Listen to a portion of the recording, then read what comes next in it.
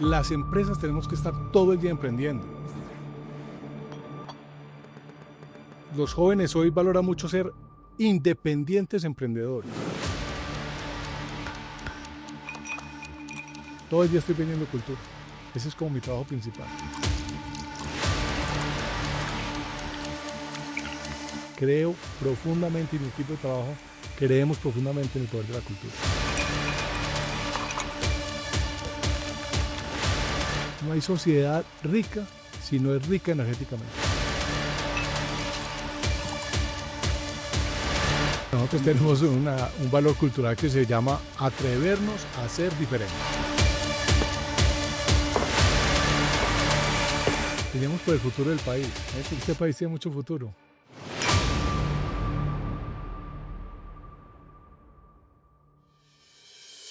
Bienvenidos a Celebremos por Eso, un podcast de diario en el que los grandes líderes del país nos cuentan sus historias, siempre con un buen trago. Nuestro invitado de hoy es buzo. Su primer carro fue un Renault 4 de 1984. Tiene una librería y es un verdadero abrazaárboles. Bueno, y además de eso, es el CEO de una de las empresas de energía más grandes del país. Don Ricardo Sierra, presidente, CEO de Celsia. Muchas gracias por estar aquí. Lucas, muchas gracias. ¿Cómo no le iba a decir que no a esta invitación, a este podcast? ¿Alguna vez le han hecho una entrevista en una barra? No.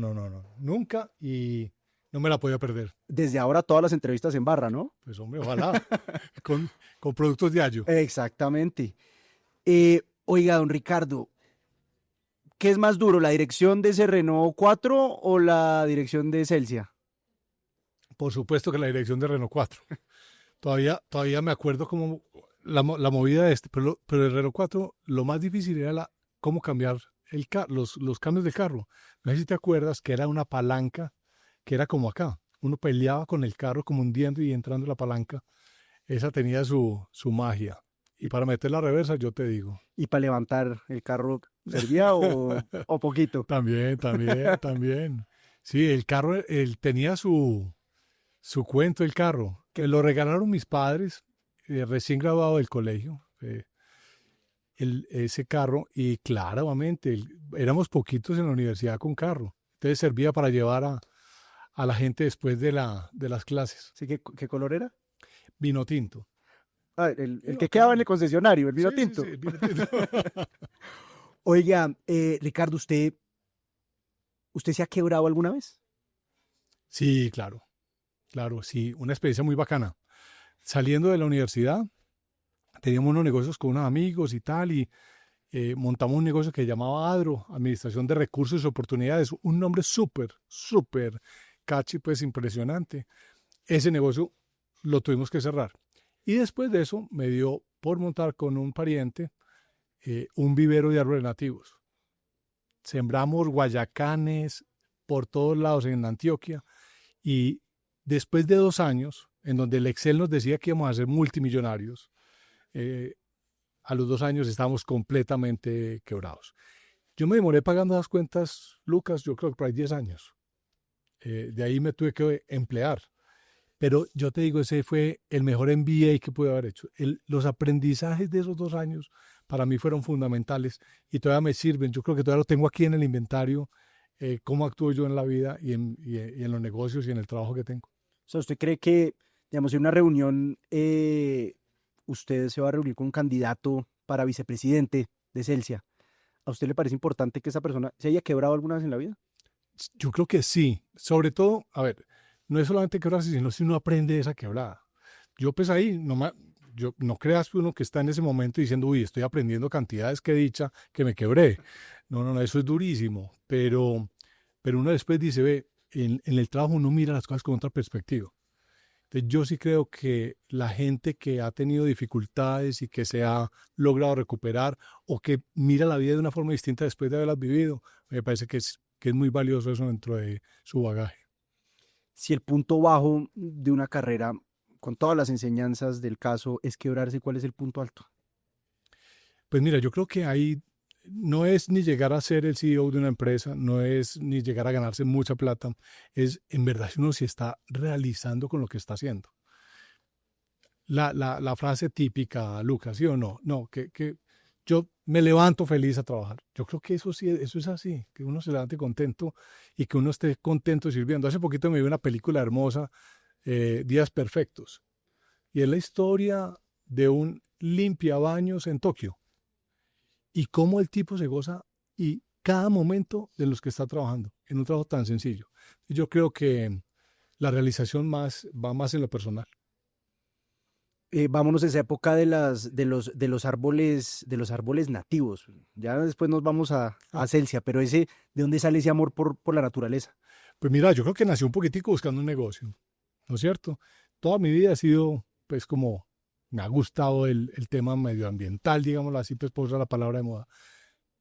Encontramos que en las urbanizaciones que se están construyendo hace, pues estamos hablando de más de 30 años en Medellín, eh, pues sembraban unos arbolitos chiquiticos y uno iba a cualquier parte y uno veía que ya sembraban el árbol de 2, 3 metros. La idea era esa, era producir unos árboles que los constructores pudieran llegar y ponerlos o el finquero pudiera llegar y ponerlo inmediatamente. Eso pues, lógicamente, eso no aguantó el primer vivero municipal. El constructor, ¿qué es lo que hacía? El constructor llegaba, terminaba su obra, se iba para el vivero municipal, le daba 20.000 pesitos al ayudante del vivero municipal y le llenaba el carro de árboles y eso que sembraba. Y uno llegara a decirle que el árbol valía no sé cuánto y no sé vainas, eso nunca nos funcionó. Entonces, fue de esas enseñanzas de que el Excel siempre, la primera interacción con el mercado es como una guerra, el primer disparo se cambia siempre el plan.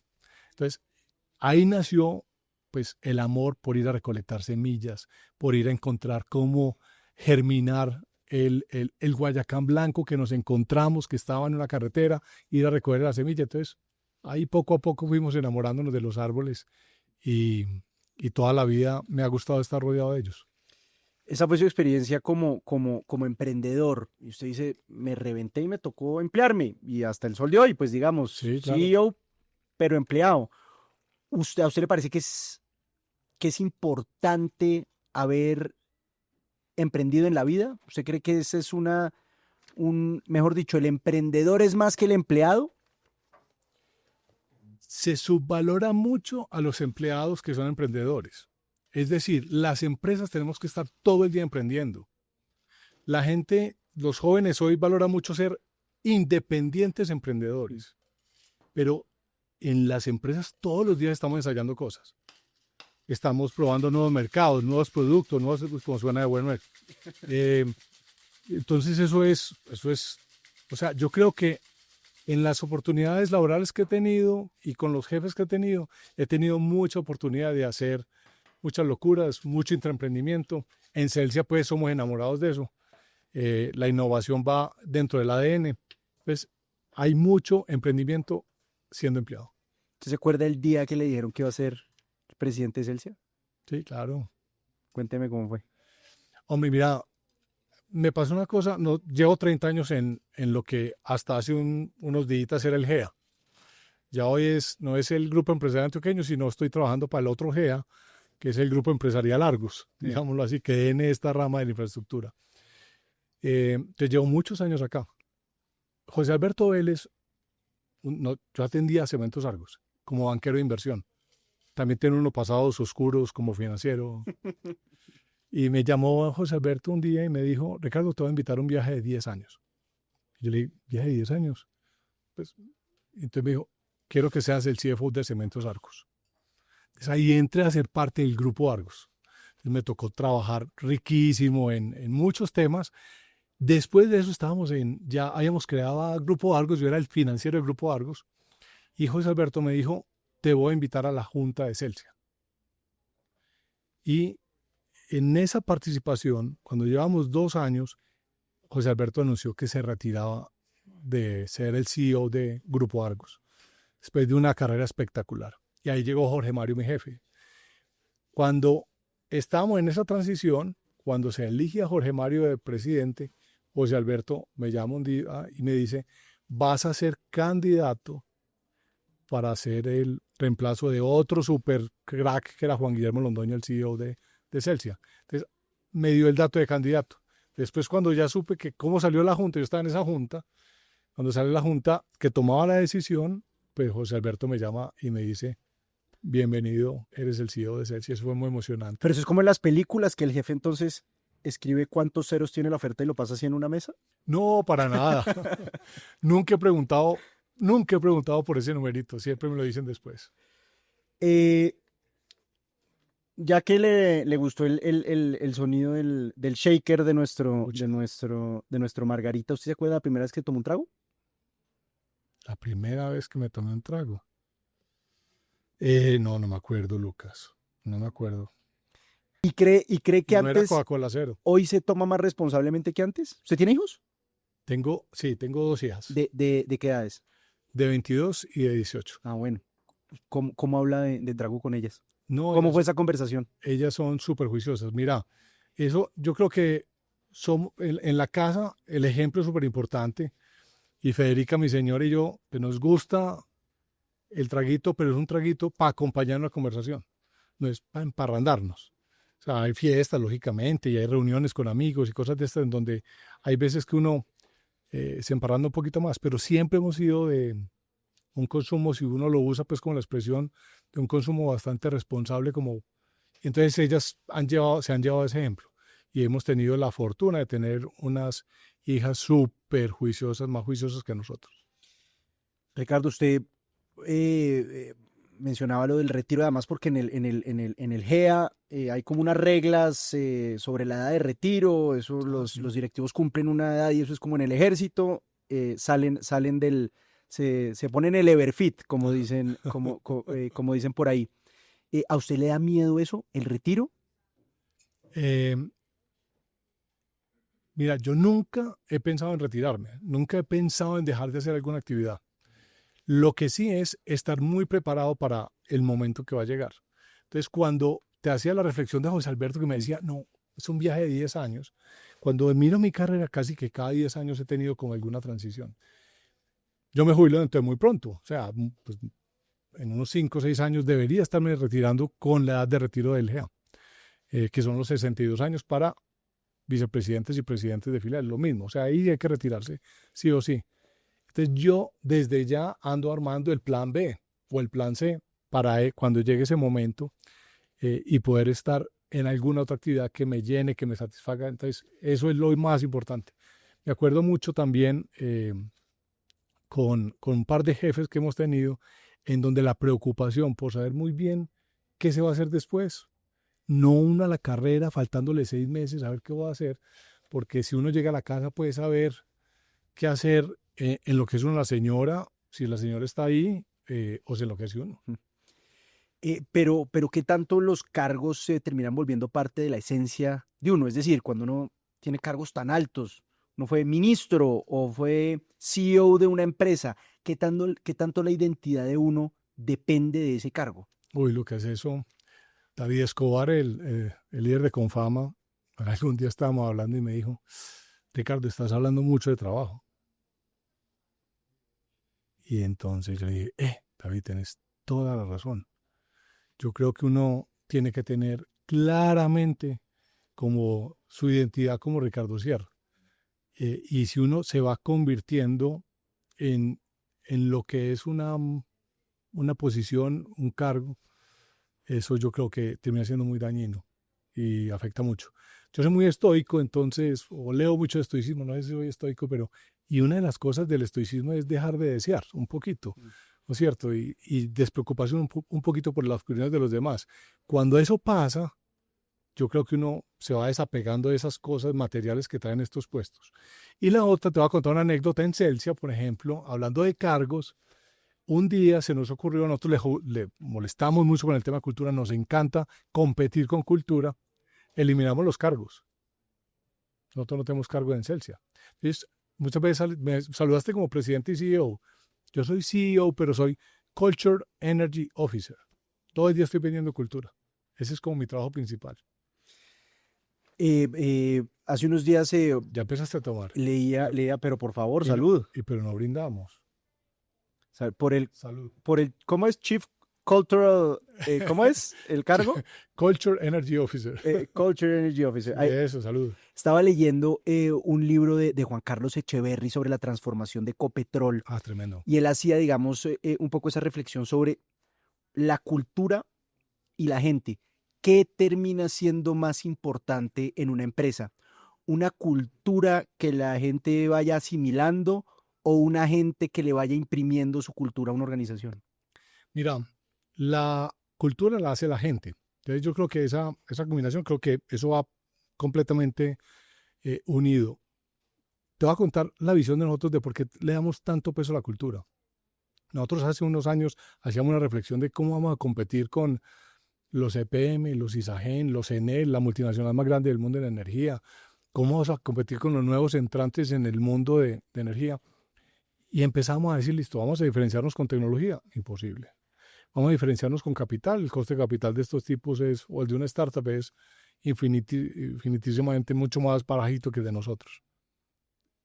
Va uno como eliminando y dice, hay que competir con cultura. Y con eso empezamos a trabajar durísimo a la cultura de Celsia. Y yo creo que la cultura que hemos logrado desarrollar nos ha permitido ser muy competitivos en el mercado, desarrollar una cantidad de productos, servicios, compañías que no teníamos y ser hoy líderes en algunos de los segmentos que escogimos con eso.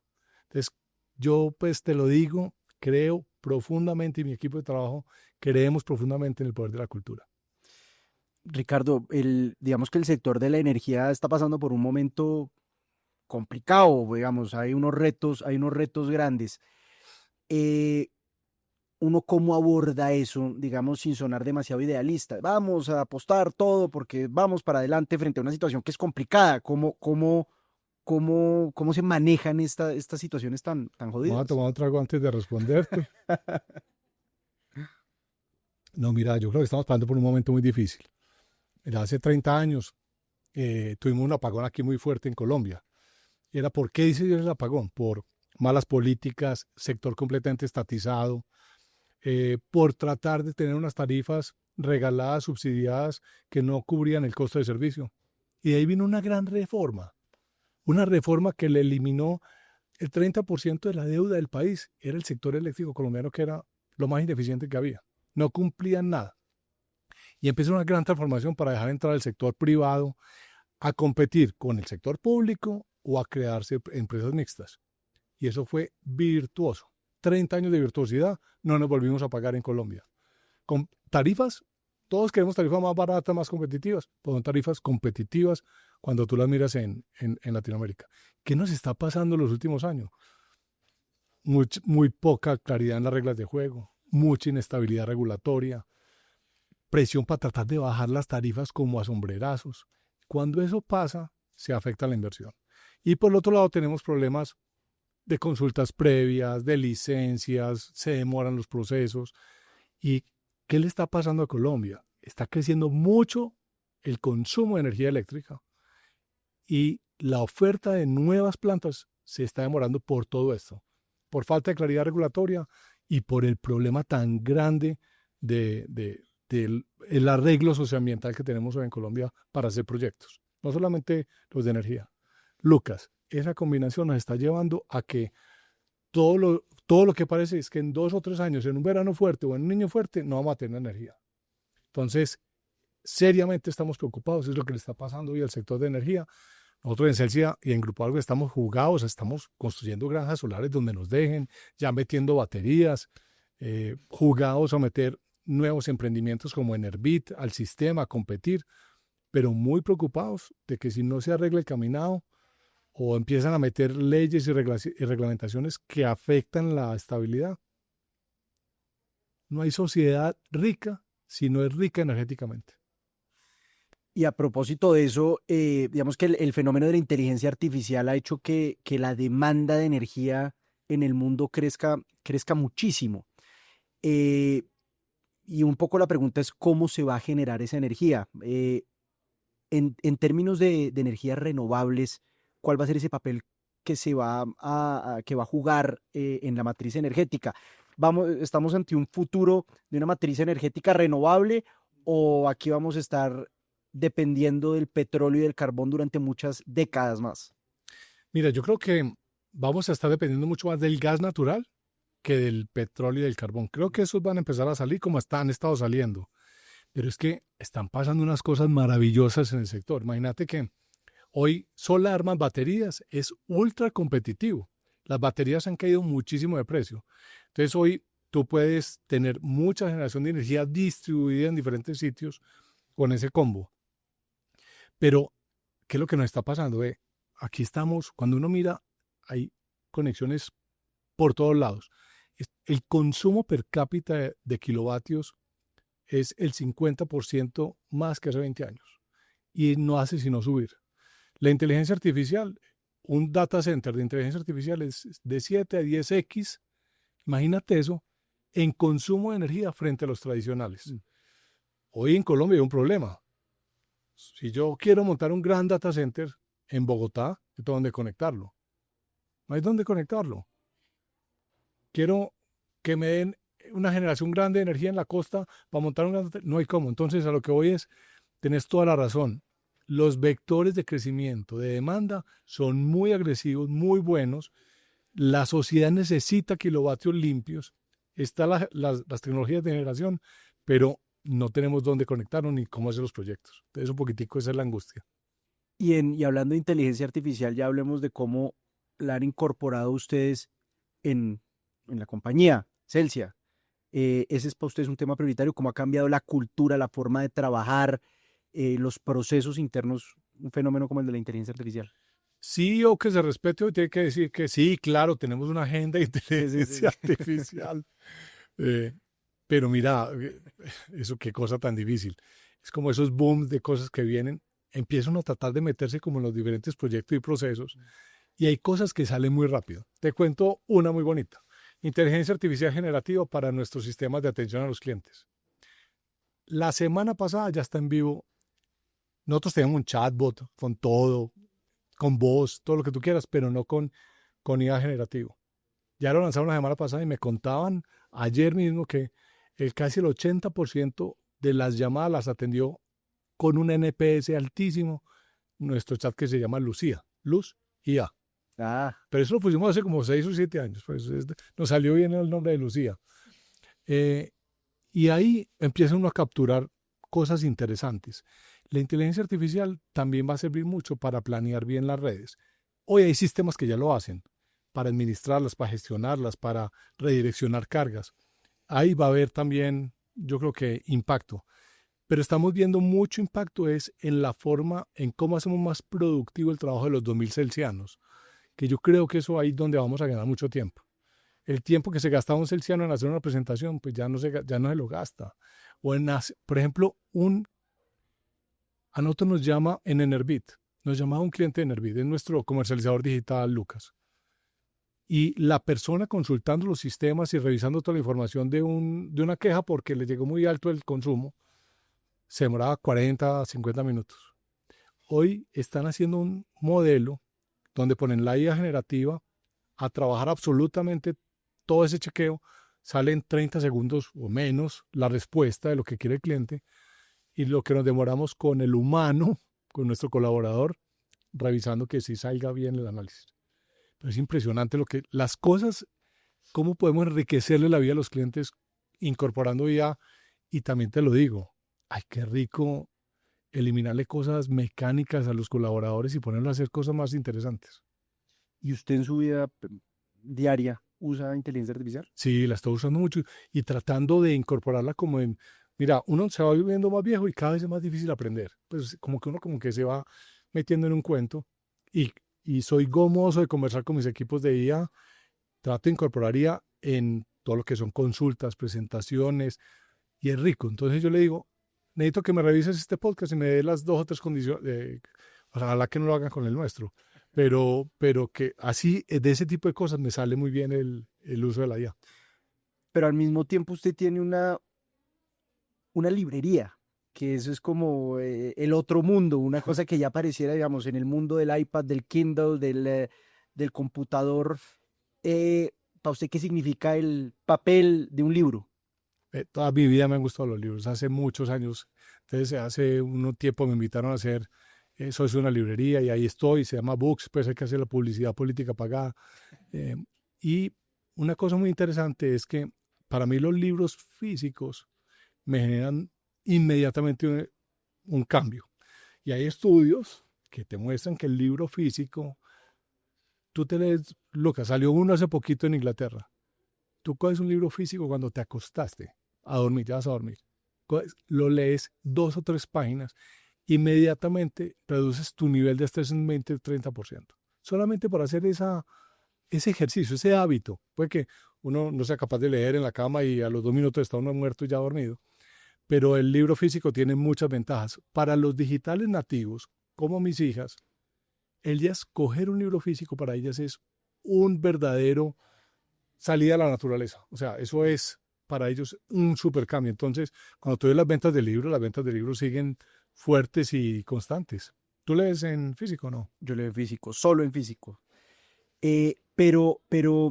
Digamos, cuando hablaba de después del retiro, hay que tener un plan B y un plan C. ¿Se imagina que ese plan B o ese plan C sea usted atender detrás de la caja de Bux en Medellín?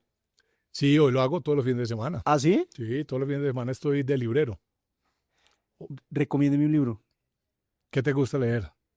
Biografías. ¿Biografías? Bueno, hay una biografía que, ya que estamos hablando de liderazgo, de Doris Kearns, 4 presidentes americanos. Se llama Liderazgo en tiempos turbulentos. Entonces, hay como 4 biografías de presidentes muy distintos, desde Lincoln hasta, hasta, hasta Roosevelt, pues, como parte de una idea de los cambios. Te va a encantar. ¿Y a usted qué le gusta leer? Yo soy omnívoro. Leo desde fantasía, acabo de terminar las de Onyx, hasta biografía me gusta. Me parece que es un tema que es bien interesante. Muchos de negocios, novelas, tenemos el Club de Lectura de Celsia, por supuesto. Nació en la pandemia, hemos leído más de 100 libros ahí. Atendido por su propietario. No, ¿qué va? Diego Aristizábal, no, ¿qué tal, qué tal? Pero soy omnívoro en lecturas, me encanta leer y mantengo muchos libros abiertos. Cuénteme cómo es una reunión con Ricardo Sierra. Usted se reúne con su equipo y ¿qué le gusta? ¿Usted es de los de PowerPoint? ¿Es lo de los de reunión ejecutiva? ¿Es de reunión en la mañana, en la tarde? ¿Cuál es una reunión perfecta para usted? Soy de muy poquitas reuniones. Trato de tener muy poquitas reuniones para que la gente pueda trabajar. Entonces, tenemos lo que nosotros llamamos el café de la mañana. Así se llama la reunión. Es una vez a la semana, los lunes o los martes, en donde vemos en 2 o 3 horas. Nosotros manejamos a la compañía como en 2 bloques. Entonces, el equipo o servicios de energía o el equipo de gestión de activos. Es un trabajo en donde vemos ciertas métricas, hacer el seguimiento a las métricas principales, y donde vemos lo urgente y lo importante que le está pasando. Es mucha conversación. Lógicamente hay que meterle algunas presentaciones a algunos de los temas, pero somos muy poco fans de presentaciones. Hubo una época en donde tratamos de meter que ninguna presentación pudiera ser más de 5 slides, pero bueno, eso no funcionó. Eso ha sido medio frustrante. Y me acuerdo mucho cuando llegué de CEO en Celsia, que empecé a tratar de llevarle a la junta directiva una sola sábana con información y ya. Tampoco logramos que esa nos quedara. Entonces, valoro mucho la conversación, valoro mucho el corredor, valoro mucho esa interacción para resolver el problema rápido. Nosotros tenemos una enfermedad muy grande en las organizaciones, que es la jerarquitis o la doctoritis, y las comités, las reuniones tienden a que eso sea cada vez más complejo de erradicar o de eliminar. Entonces hay que manejar muy bien esas reunionitis. Pero cuando uno elimina esas jerarquías, ¿no empieza a tener, digamos, dificultades a la hora de ejercer liderazgo? Es decir, cuando la organización, al eliminar esas jerarquías, se vuelve un poquito horizontal, ¿cómo se sabe quién da la orden y quién obedece? Ah, sí, perfecto. Tienes que entregar mucho ese espectro de control. Lo tienes que ceder. Por ejemplo, en proyectos. Nosotros en proyectos teníamos la típica estructura, Lucas. Entonces, el proyecto que está haciendo una pequeña central hidroeléctrica, ahí está. Entonces, ellos toman sus propias decisiones ahí con el comité. Después eso sube el comité del área. Después el comité como del área de generación, por decir algo. Después a un comité directivo o el comité de proyecto. Y si alguna decisión se enredaba, una junta directiva. Entonces, imagínate, vos para subir un murito en un proyecto, lo que tenías que pasar de jerarquía. Es horrible. Entonces nosotros eliminamos todo eso y por ejemplo, un presupuesto de un proyecto lo maneja el equipo del proyecto íntegramente, una vez está aprobado. Entonces eso da mucho empoderamiento. Estas compañías podemos contratar gente triple A. Cualquiera de los celsianos es un tipazo, pues, es una persona muy bien preparada. Creemos y confiamos en que hicimos un buen proceso de selección y que ellos puedan tomar las decisiones. Importantísimo hacer un buen proceso de selección, pero qué tan importante es saber echar a la gente. Es decir, cuando una persona no sirve, esa sensibilidad, ¿cómo se desarrolla? Mira, ¿Qué nosotros tan tenemos difícil es? un valor cultural que se llama atrevernos a ser diferentes. Y en el atrevernos a ser diferentes uno se puede equivocar, pero no equivocarse por lo mismo 2 veces. Entonces la gente lo sabe, ¿no es cierto? Lo otro es salir de la gente. Cuando nosotros cambiamos la cultura, cambiamos mucho la forma de hacer las cosas. Y ahí hubo un cisma cultural. Había gente que quería seguir con lo mismo. Nosotros en ese momento tuvimos que invitar a muchas personas en Celsia. Vea, esta cultura no es lo tuyo. Seguramente deberías de salir a otra compañía. Pero de ese estilo. Yo creo que nosotros hemos sido bastante paternalistas, digamos, en el buen sentido, porque nos gusta preparar el talento humano, tenemos esa capacidad de aguante para que los errores podamos aprender de ellos y tratar de... Pero lógicamente hay momentos en donde te toca tomar determinaciones y eso, hay procedimientos y formas de hacerlo, pero es duro. Hay veces que uno pierde un talento, yo te digo, hace poco perdimos uno por una bobada, que yo te digo, ay, ¿por qué no levantó la mano, hombre? Esta bobada, ¿cómo no? Entonces uno dice, hay veces que le da a uno mucho pesar porque no se van solamente compañeros muy talentosos, sino que también se van amigos. Y eso es duro. Echar a un amigo es duro. Uf, ¿Le ha tocado? claro. Es que uno trabaja horas, vive miles de cosas con los compañeros de trabajo. Y hay veces que hay que dejarlos ir. ¿Usted se trasnocha en pensar en su legado? O sea, ese que me trasnocha, ¿no? Sino que yo soy un mayordomo. A mí me contrataron una junta directiva que le responde a unos accionistas. Nosotros tenemos más de 20.000 accionistas. Nosotros tenemos esa cultura muy linda de las asambleas anuales en Medellín, en donde se reúnen 400, 500 accionistas a escucharnos, a dar nuestro informe de gestión. A mí sí me trasnocha que al final, cuando vaya a salir, que esos accionistas digan, hombre, Ricardo manejó bien el barco cuando el tiempo que le tocó. Eso es lo que me trasnocha, que de verdad devolver bien esa confianza que me dieron. Pero voy a ser como el presidente de Confama, ¿era? Usted está hablando David. mucho de trabajo. Ah, Y el sí, sí. legado más allá del trabajo. Que diga que era buena persona. Es lo más importante. Sí. Ese Ricardo era un buen ser humano. Bueno, y ya para terminar, ¿por qué brindamos? Eso me brindenos por tu emprendimiento, Lucas. ¿Ah? ¿O no? Hombre, por favor, y Ya por que estamos Celsia. hablando de liderazgo y emprendimiento. Por eso, ¿no? ¿Sabes qué? Brindemos por el futuro del país. Eso. Este país tiene mucho futuro. A pesar de tantas afugias. Pues es Ricardo Sierra, CEO de Celsia. Muchas gracias por habernos acompañado Sí, Lucas, en era este yo. espacio. A Diallo, muchas gracias y a ustedes gracias por habernos acompañado en este programa.